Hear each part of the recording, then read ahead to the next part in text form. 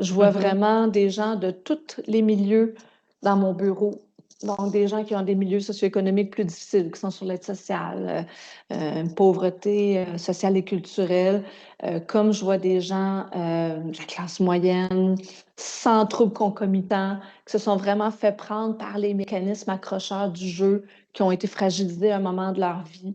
Il y a des gens avec des troubles conco, hein, qui ont souffert mhm. d'anxiété, de dépression, de trauma, puis que des fois, ils ont eu une autre dépendance par le passé, alcool, drogue, puis, oups, il y a eu un transfert de dépendance. Ils ne se sont pas méfiés du jeu. Ils ont commencé à jouer, puis ils ont retrouvé un peu l'effet apaisant dans le jeu qu'il y avait Mhm. dans les substances. Puis là, ils disaient, ben, ça me magane pas, ou tu sais, ça m'empêche pas d'aller travailler.